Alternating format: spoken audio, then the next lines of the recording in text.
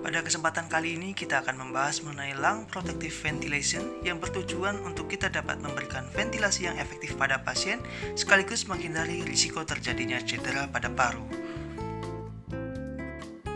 Penggunaan ventilator berisiko menimbulkan ventilator-induced lung injury atau yang disebut sebagai VILI. Sehingga penting bagi kita untuk menerapkan lung protective ventilation terutama pada pasien ARDS. Berikut adalah 3 fase untuk menerapkan protokol lung protective ventilation. Bertujuan untuk mencapai target tidal volume. Untuk menggunakan ventilator, kita harus menggunakan predicted body weight yang dapat dihitung sesuai dengan rumus berikut.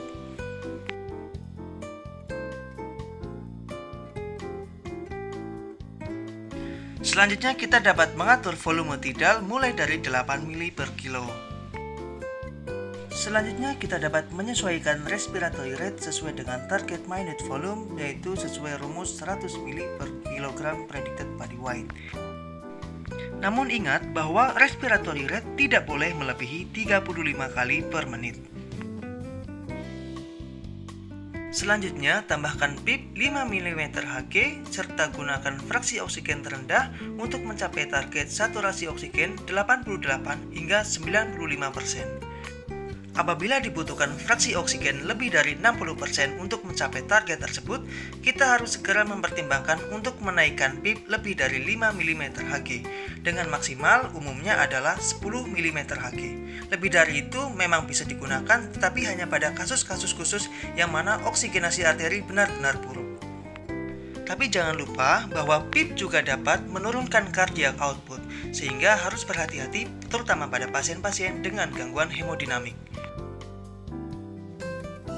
Setelah itu, kita harus menurunkan volume tidal dari awal 8 mili per kilo menjadi 6 mili per kilo. Tetapi penurunannya harus dilakukan secara bertahap, yaitu sekitar 1 mili per kilo setiap 1 hingga 2 jam sesuai dengan toleransi dan perkembangan pasien.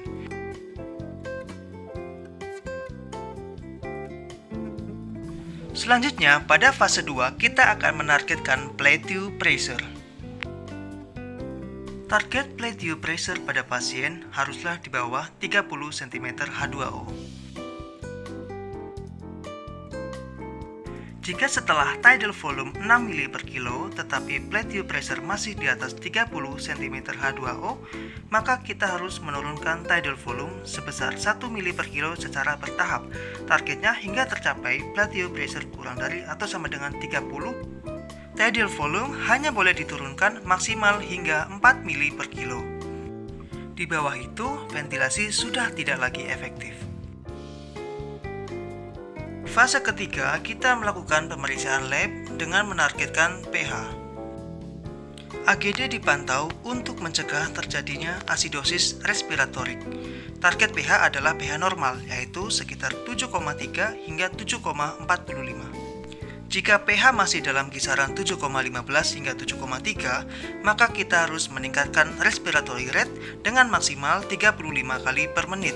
Atau jika sudah tercapai PaCO2 kurang dari 25 mm Hg. Jika itu terjadi, maka kita sudah tidak boleh menaikkan respiratory rate lagi. Jika pH masih sangat rendah, yaitu di bawah 7,15, setelah menaikkan RR hingga maksimal 35 kali per menit, maka kita terpaksa harus menaikkan tidal volume sebanyak 1 mili per kilo secara bertahap. Target setidaknya pH harus di atas 7,15. Pada kondisi seperti ini, biasanya target plateau pressure kurang dari 30 cm H2O akan terlampaui.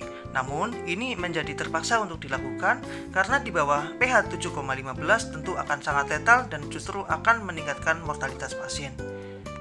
Sementara itu, jika pH lebih dari 7,45, tentu kita harus mengurangi respiratory rate. Untuk mencapai lung protection ventilation, kita harus mengingat target-target optimal berikut, yaitu tidal volume sebanyak 6 mili per kilo, plateau pressure kurang dari atau sama dengan 30 cm H2O dengan target saturasi oksigen 88 hingga 95%, serta target pH 7,3 hingga 7,45.